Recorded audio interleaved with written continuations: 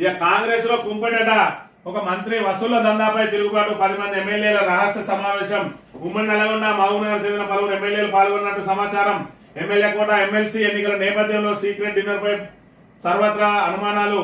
సొంత ప్రభుత్వ పనితీరుపై ఎమ్మెల్యేల అసంతృప్తి. కొందరు మంత్రుల వ్యవహార శైలిపైన ఆగ్రహం. పోరాటంలో ఇతర అసంతృప్తి ఎమ్మెల్యేలను కూడా కలుపుకొని ముందుకెళ్లాలని నిర్ణయం.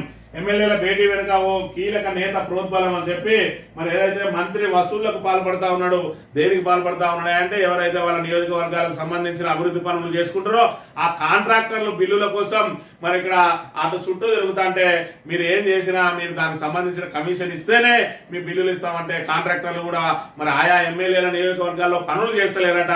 దాంతో మరి ఇక్కడ కాంట్రాక్టర్లు చేతులు ఎత్తేసిండ్రు, బిల్లులు ఏమంటే కమిషన్లు అడుగుతారు.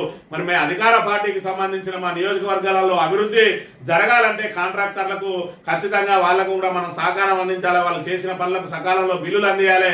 మరి సకాలంలో బిల్లులు అందియకపోగా వాళ్లకు 10 నుంచి 14% కమిషన్లు ఇవ్వమంటే ఇంకా పని చేయడానికి ఎవడు ముందుకు వస్తాడు అని చెప్పి మరి ఇట్లయితే కలవదు అని మరి సుమారు 10 మంది ఎమ్మెల్యేలు రహస్య సమావేశం ఏర్పాటు చేసుకున్నారట. అవసరమైతే తిరుగుబాటు జెండా ఎగరేద్దాం. ఇప్పటికే మరి ఇక్కడ ప్రజల్లో పూర్తిగా చులకనైపోయి ఉన్నాం. ఇప్పటికే కాంగ్రెస్ పట్ల పూర్తిగా వ్యతిరేకత ఏర్పడ్డది. మరి ఇక్కడ తెలంగాణలో మరి ఇలాంటి ఇంకా వసూళ్ల కార్యక్రమం చేపట్టి చిన్న చిన్న అభివృద్ధి పనులు కూడా చేయడానికి కాంట్రాక్టర్లు ఎవరు ముందుకు రావడం లేదు.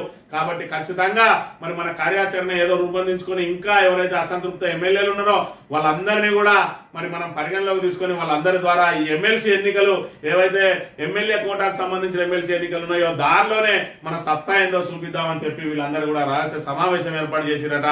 మరి ఇక్కడ ఏదైతే కాంగ్రెస్ రోజు దగ్గర పడతా ఉన్నాయో ఒకవైపు వాళ్ళు పెట్టుకున్న ఏదైతే ఆన్లైన్ పోల్ సర్వేలో 1,00,000 మందిలో మరి 30,000 మంది కూడా వాళ్ళకు ఓటయ్యే దుస్థితిలో ఈ రోజు కాంగ్రెస్ దిగజారిపోవడంతో ఎమ్మెల్యేలు కూడా ఒకరికొకరు మరి ఇక్కడ బయటికి వెళ్ళిపోయి ఇక కాంగ్రెస్ నుంచి నెక్స్ట్ పోటీ చేస్తే గెలిచే అవకాశం లేదని చెప్పి ఇతర ప్లాట్ఫామ్లు వెతుక్కోవడానికి కూడా సిద్ధమవుతున్నట్టుగా మరి ఈ అంశాన్ని బట్టి మనకు తెలుస్తున్న పరిస్థితి మనం